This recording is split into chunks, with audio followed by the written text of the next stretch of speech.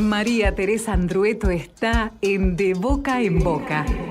Las historias cotidianas cobran vuelo en Gente Conmigo.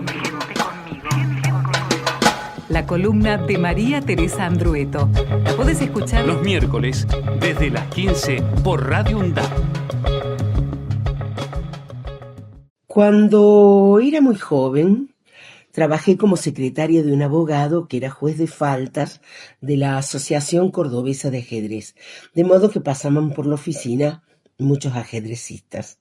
Así supe que el gran maestro internacional Elis Cases, nacido en Innsbruck, vivía en Córdoba, en barrio General Paz, donde murió en 1997. Elis Cases, uno de los mejores jugadores del mundo en la década de 1930, vino a la Argentina en representación de Alemania a jugar en la Olimpiada de Ajedrez de 1939 que se hizo en Buenos Aires.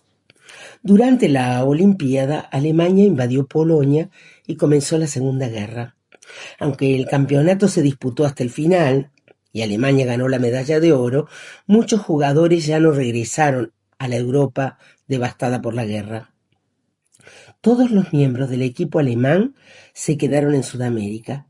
Con ellos y otros ajedrecistas inmigrantes, entre esos Miguel Nachdorf, el equipo argentino se convirtió en uno de los mejores del mundo cuando la guerra terminó.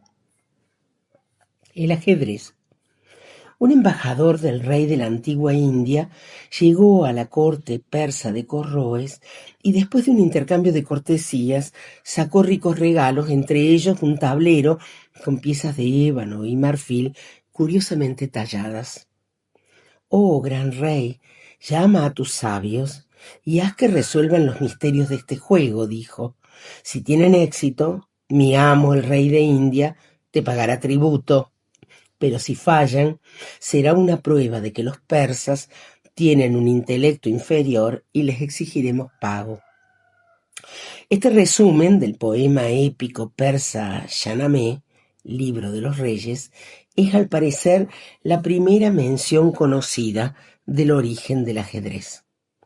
En el año 934 aparece una leyenda árabe que atribuye la paternidad del juego al sabio Sisa Ben Dair, quien habría inventado el ajedrez para distraer a su soberano. El rey se curó así de su melancolía y, ansioso por recompensar al sabio, le prometió darle cuanto pidiera. «Me conformo con un grano de trigo en la primera casilla, 2 en la segunda, 4 en la tercera, 8 en la cuarta, y así en las siguientes, doblando el número de granos en cada casilla hasta la última», respondió Sisa.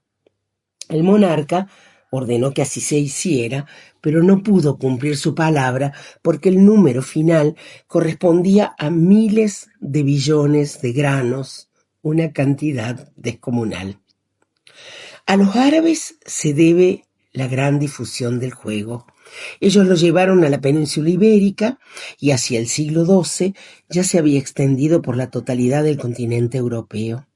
Sin embargo, desde una perspectiva histórica más rigurosa, no parece ser una persona quien inventó el ajedrez en base a su puro y solo ingenio. Las estatuillas más antiguas que representan piezas de ajedrez datan del siglo VI en la región de la actual Uzbekistán, en el antiguo imperio persa. Pero existen otras que se remontan a los primeros siglos de la era cristiana y ubican su origen entre India y Asia Central en la interacción de pueblos y culturas asiáticas de territorios vecinos conectadas en la antigüedad por las antiguas rutas comerciales de la seda. Tras la conquista de Persia por los árabes en el siglo VIII, el ajedrez ingresó en el pueblo árabe, cuyo interés fue asimilar culturas más que destruirlas. En el siglo X, los árabes se expandieron y lo llevaron a la península ibérica. Fernando Maskin, psicoanalista y docente de ajedrez, lo resume así: el ajedrez nació en la India. Se crió allí, pero también en la casa del lado, jugando con su vecino persa. Fue a la escuela con los árabes y se sometió a las normas del mundo adulto al llegar a Europa. Con la conquista española, el juego llegó a América. Casi contemporáneo al primer arribo de los conquistadores, se elaboró en España el primer escrito reglamentario que incluye la primera partida documentada de ajedrez moderno. Fue entonces, tiempos de Isabel la Católica, que se decidió que la dama pudiera moverse en todas las direcciones, como lo establecen hoy las reglas del juego. El ajedrez, la metáfora de la guerra. Los grandes maestros que dominaron la escena hasta el estallido de la Segunda Guerra eran, a excepción del cubano Capablanca, alemanes, polacos, daneses, checos. Después, ya siempre ganaron los rusos, en un país donde las autoridades comunistas lo declararon un medio de educación y progreso cultural de las masas.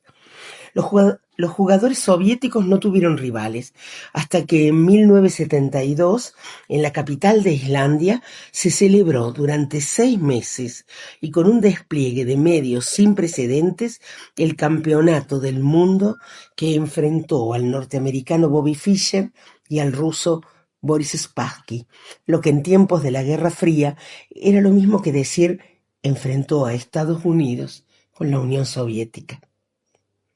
En su poema Ajedrez, Borges dice: cuando los jugadores se hayan ido, cuando el tiempo los haya consumido, ciertamente no habrá cesado el rito. En el Oriente se encendió esta guerra, cuyo anfiteatro es hoy toda la tierra. Como el otro, este juego es infinito. Hasta la próxima. Los miércoles, desde las 15. De Boca en Boca está en la radio pública de la UNDAB, con la conducción de Néstor Mancini y todo el equipo.